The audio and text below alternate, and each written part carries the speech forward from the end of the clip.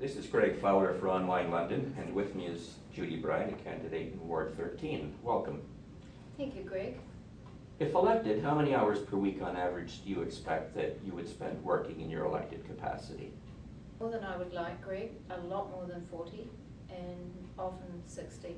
Do you think that ward councillors are currently paid enough for the amount of work that they'll do during the next term of City Council? Probably not. Some of them might be, but definitely depending on the workload of the various wards, and it's quite uneven. London's governance model is currently undergoing significant change. You, of course, know that that includes elimination of the Board of Control. Do you think that this will increase the necessity for ward councillors to inform themselves about issues outside of their own ward boundaries? Well, absolutely, but it wouldn't be any different for me. I've always felt that the citywide issues are sometimes microcosmed within the ward, but the issues are all citywide. Every decision we make affects the city right across the board. Do you live within the geographical boundaries of the electoral area in which you are contesting this election? I do. I pretty much live in the middle, and I can walk to each corner of the ward. It's not a square, but I can walk to every part of it fairly readily, and I often do. How many of your post-teenage years have you lived in London? More than 13, close to 15. Strengthening Neighbourhoods recommended the development of a neighbourhood matching fund type program for large and small community projects other than things like celebrations or events. Do you support that recommendation? I support it in principle, yes. I believe that the health of the city relies on healthy neighbourhoods, good, strong neighbourhoods, places where people want to stay and want to live. What maximum per project amount do you think that the city ought to contribute towards it?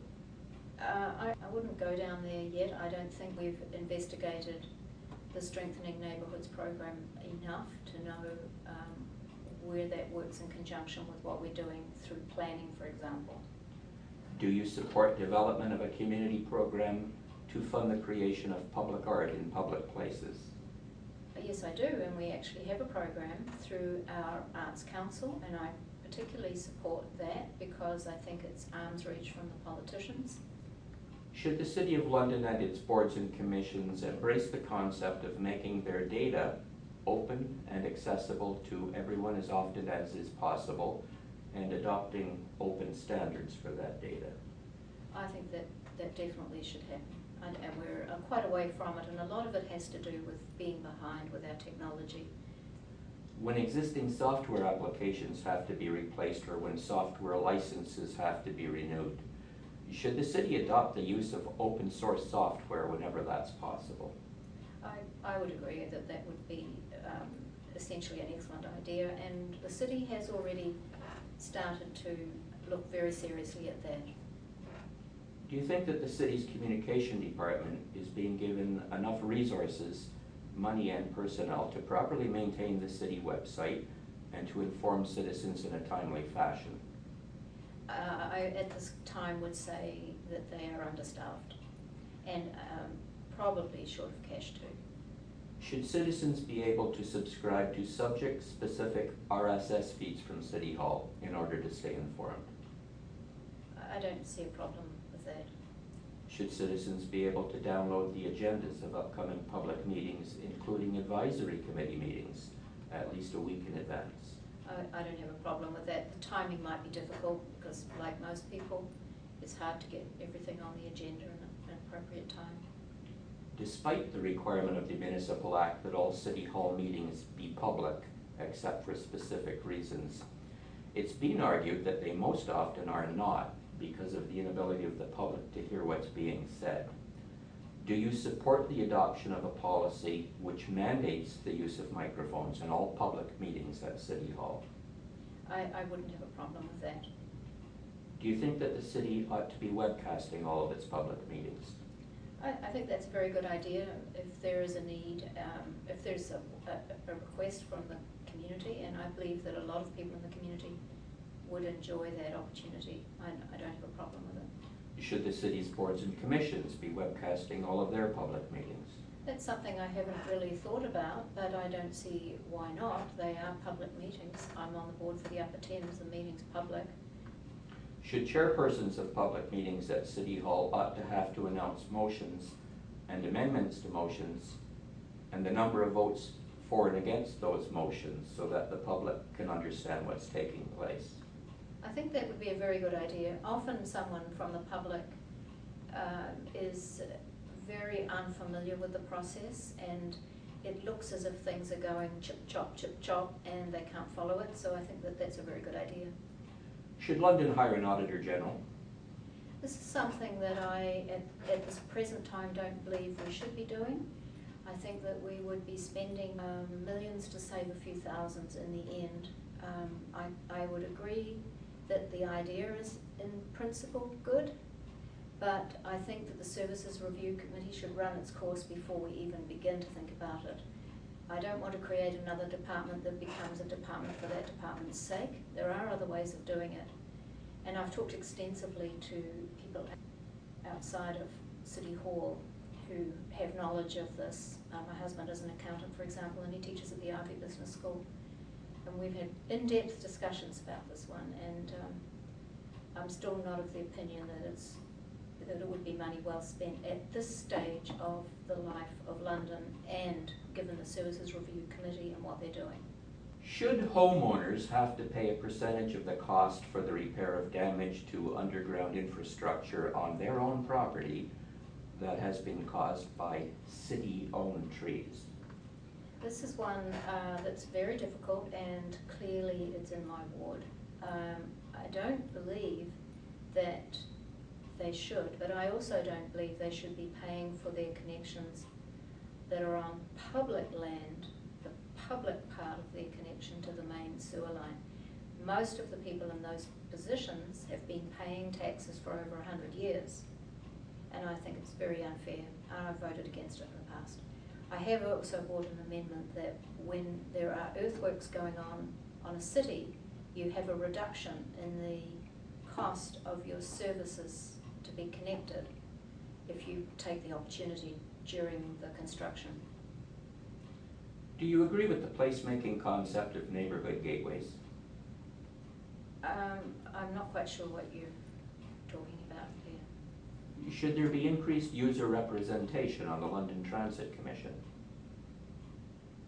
That's probably a very good idea. I think we have to be really careful. Just because someone uses a facility or a service doesn't make them an expert.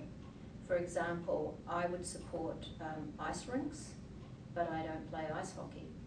And I think we have to be very careful when we talk about that sort of position. If the City of London is going to provide venture capital to businesses, should the city be guaranteed a return on its investment in the event that those businesses become profitable? I would definitely look into that. That's a good idea. Should people be allowed to naturalize their lawns? I think so. We do have people doing it. They usually have to request it, because what is naturalised and what is unruly pits for vermin is quite two different things. Are London's pedestrians and pedestrian issues sufficiently represented at City Hall? Well, not really. I think we have far too many projects that don't include sidewalks for pedestrians and areas for bicycles as well, and I put those two together because that's a mode of both of them are modes of transportation that I think have been underrepresented by council over many, many years, but I think it's changing, and it's changed a lot. The traffic and parking bylaw prohibits people from using any sidewalk for any purpose other than pedestrian traffic, except as specifically permitted. Should downtown patios, which consume most of the width of the public sidewalk, be permitted? It depends on the width of the sidewalk, and it depends where it is. I can think of some that don't work, others that really do work. I've also seen in the town of Birmingham where some patios skip the sidewalk and they rent a piece of land which would be a parking lot, and I think that's that's a great idea. In the summertime, they just have to pay whatever the loss of revenue to the city of that parking spot, not a lot, like a cubicle for a car. I think that's something we need to be investigating. When closure of a public sidewalk for construction purposes takes place, what steps should be required to ensure that pedestrians are not forced out onto the roadway in a manner which puts them at risk? Well, usually what I've seen, you get a safety zone for people to either walk around, but I do think it would be a good idea at the end of the street before you get to the obstruction to know about it before you get there, so that you have the opportunity to cross at a lighted intersection. Is the warranted sidewalk program sufficiently funded? I don't know, I can't recall enough about that one. Is the warranted walkway program sufficiently funded? What do you mean by the walkway? Old unlit streets are not lit unless there is a local improvement program application and a cost-sharing agreement amongst owners. Do you agree with that policy? If you're talking about the public streets, I don't agree that it has to be decided by the immediate owners. It's something that's public and it belongs to the whole city. It's a citywide issue, even if it happens to be your own street. Do you think special funding ought to be provided to London Police for the purchase of additional speed watch radar trailers and the cost of having the auxiliary police unit deploy them on a frequent basis? I would really look into that idea. I think it's a good one. I don't think we have enough monitoring of speeding. I have a number of spots in my ward, and I think every councillor will, throughout the city, that people really do speed, take advantage. Should the city be spending as much as it is per year from the federal gas tax to construct on-road bike lanes in London? I think they should. Should bicycles be allowed on the public sidewalks? This is one that I haven't a yay or a nay for it. I think that there are definitely some times when that is reasonable. I do think that bicycles should be forced to dismount when there's a pedestrian on the sidewalk at the same location. Should persons in motorized wheelchairs and other mobility devices that are on the public sidewalk be obliged to yield for pedestrians? I think that would be very reasonable. It's a little bit like steam gives way to sail. If you've been on the high seas, that's how it works. If you have motorized equipment, you give way to sail, and that's where I would put it. Because some of the motorized chairs are extremely fast.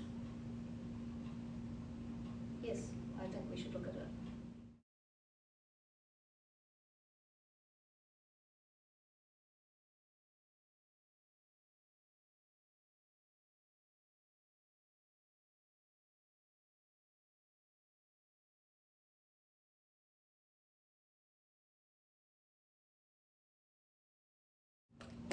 I can remember the last few.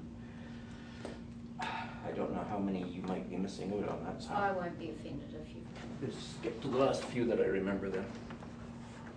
Should dogs be required to be muzzled when they're not on their owner's property? I don't think that's necessary, but I do think they need to be muzzled if there's been an incident, and I also think they should be allowed on public transit with a muzzle. That's what they do in certain times of the day. Should dogs be allowed at community events?